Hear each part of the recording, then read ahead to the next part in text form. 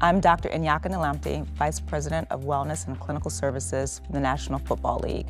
Today, as part of Bell's Let's Talk initiative, we're discussing mental health in the NFL with Dr. Lonnie Lawrence, the New York Giants, and Paul Lancaster, the Philadelphia Eagles.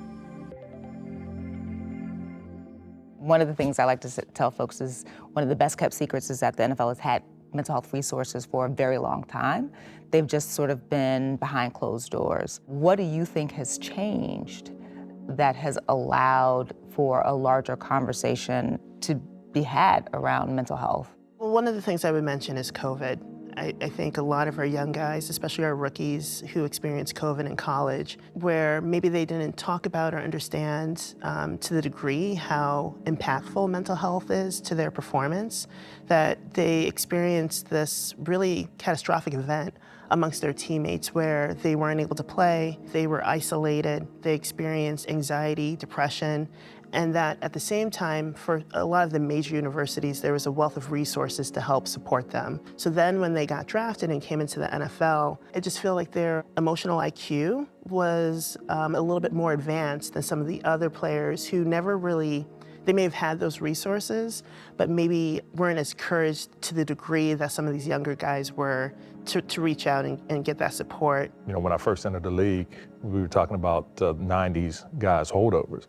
And I'll be very frank, there was not a lot of talk of feelings and mental health at that particular time. And it wasn't really till later that we started thinking about adding something a little bit more permanent and doing a little bit more with our rookies. And then we started to see it grow.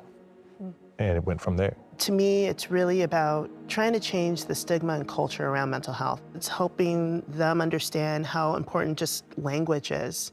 When you talk about maybe mental health as maybe a sign of weakness or maybe a player being soft, that if a player hears that, it inhibits their ability to reach out and wanting to seek help.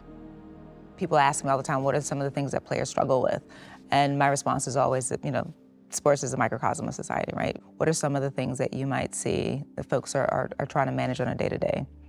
I mean, by far, I see anxiety being, I think if you look at statistics, 1 in 5 or 1 in 6 Americans are struggling with some kind of mental health illness. So for me, if you think about the level of stress that they're experiencing, playing in a season, each week almost feeling like a playoff. Our business is oftentimes reduced down to wins and losses.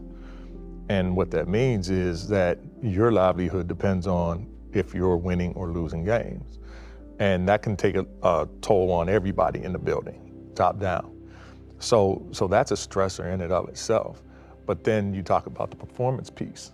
And, I have to be on top of my game every single day or I might lose my job.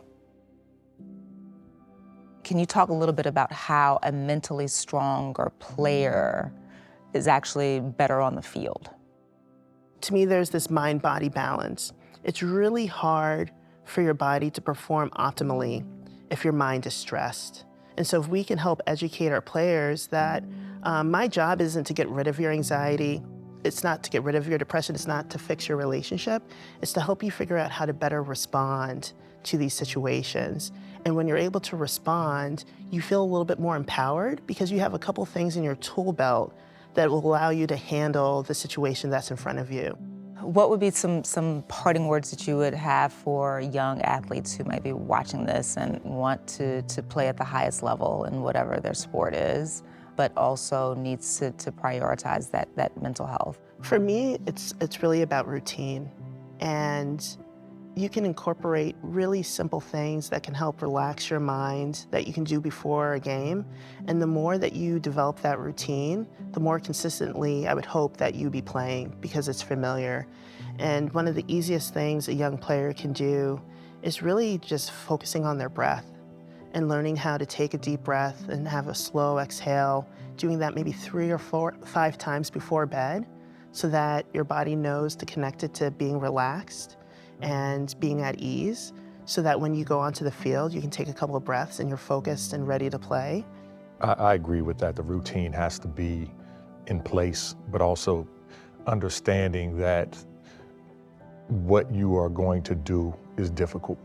And once you realize that it's difficult, you're able to accomplish things that you may not have been able to accomplish before because you've already prepared yourself. You already, visualized that, yes, it's going to be difficult, but I have the ability to overcome that. So Paul, Dr. Lawrence, thank you so much again for your time, being willing to have this really important conversation, particularly at this point in the season where I know that you are incredibly busy. But I also know that this is a conversation that will benefit everyone who watches it. So thank you so much. Thank you Thank for you. having me.